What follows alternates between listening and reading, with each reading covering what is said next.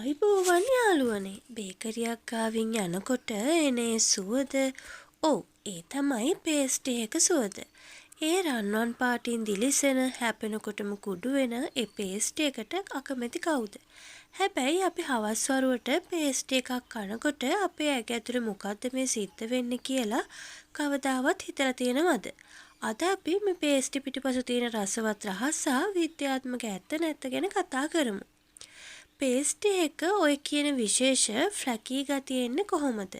ඒක රහසක් නෙවෙයි විද්‍යාවක්. පිටිගුලිය ඇතුලේ බටර් හෝ මාගරින් ස්තර සිය ගණනක් තියෙනවා. අපි මේක පුච්චනකොට ඒ තෙල් තට්ටු දිය වෙලා පිටි තට්ටු වෙන් කරනවා. ඒ නිසා තමයි අපිට මේ ලේයර්ස් ටික දකින්න ලැබෙන්නේ.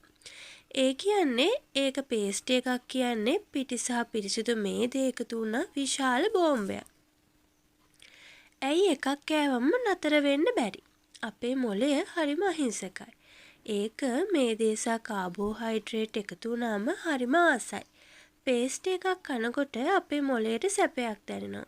ඒක හරියට මොළයට ලැබෙන ත්‍යාගයක් වගේ.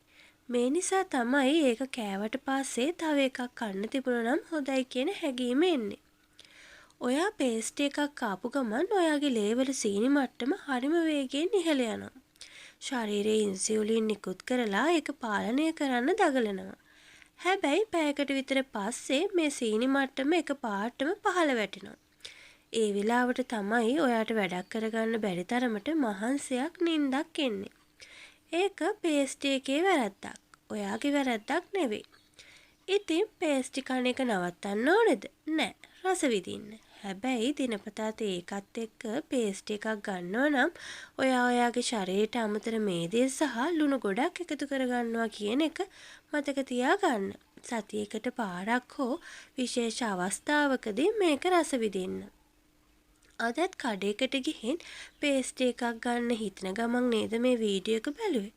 කමක් නෑ. අද එකක් කාගන්න. හැබැයි හෙට ඉඳන් සෞඛ්‍ය ගැන ටිකක් හිතන්න මේ වීඩියෝ එක ඔයාගේ යාළුවන්ටත් යවන්න.